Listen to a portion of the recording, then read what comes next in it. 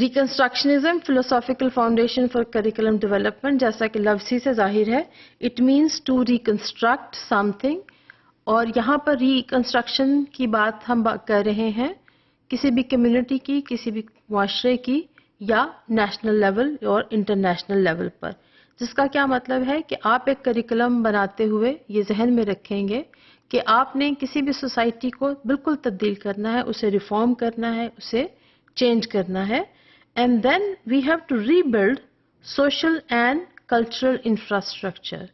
Now this reconstruction of social or socio-economic structure demands a lot, and which requires abilities and skills and content knowledge among the students so that they can address the problem. Now the first thing what reconstruction requires is that we have to enable our students to identify the problem. First of all, problem is identified, and then we have to inculcate the skills among students کہ اس problem کو حل کس طرح سے کیا جائے. Now, demand کیا کرتا ہے یہ curriculum? That they should be taught about what the social problems are like and what the problems are.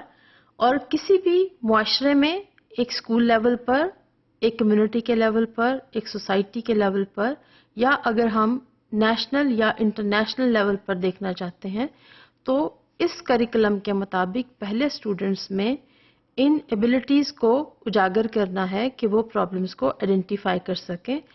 unless students are taught about what kind of problems exist at what level، یعنی ایک محلہ کے level پر کیسے problems exist کرتے ہیں، اگر آپ اس کو بڑھا دیں تو ایک کمیونٹی کے لیول پر، اور پھر ایک معاشرہ، اور یا کسی ملکی یا انٹرنیشنل لیول پر، یا بین الاقوامی مسائل کس کس قسم کے ہوتے ہیں.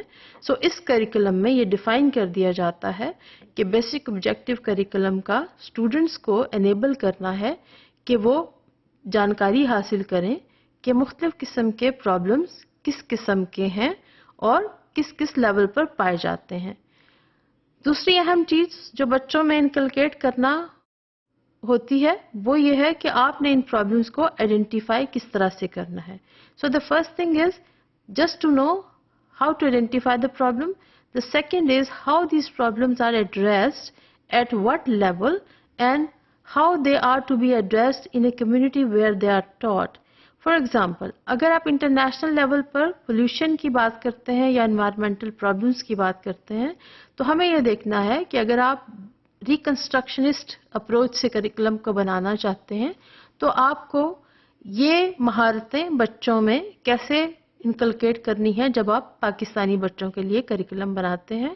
اور پاکستانی وہ بچے، جب آپ کو ذہن میں رکھنا ہے کہ ہمارے بہت سارے بچے جو دیہات میں رہتے ہیں اور بہت سارے بچے جو کہ شہروں میں رہتے ہیں، تو اس کے مطابق پھر ہمیں ان پرابلمس یا ان ایشوز کو ہائی لائٹ کرنا پڑے گا اور ہمارے یہاں کس قسم کے ریسورسز ہیں کہ ان پرابلم کو ایڈریس کیا جا سکے. سو بچوں میں یہ ایبلٹی شامل کرنی ہوگی. Now students must be taught what the problems are, and then they have to have the ability to think about the solution of the problem. So school basically کیا ہے؟ اسکول صرف لکھنے یا لکھانے کا مرکز نہیں ہے. اسکول ایک ایسا مرکز ہے جہاں پر ہم بچوں کو سوشل چینج اور سوشل ریفارم کی تعلیم دیتے ہیں.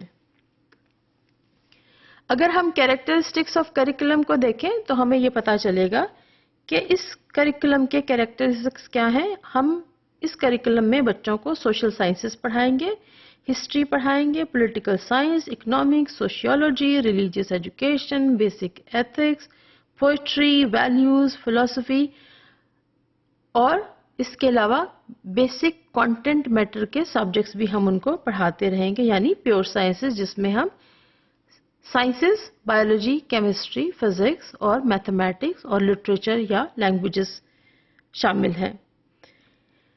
ان بیسک مہارتوں کے ساتھ ساتھ ہم بچوں کو ان ایشوز سے بھی آشکارا کریں گے جو سوشل اور اکنامک ایشوز کسی بھی جگہ پر ہوتے ہیں اور سوشل سروس کس قسم کی پرووائڈ کی جاتی ہے. یعنی اگر آپ نے کسی جگہ کے سوشیو اکنامک پرابلمس کو ایڈریس کرنا ہے تو کس قسم کی سوشل سروس آپ کو پرووائڈ کرنا پڑے گی.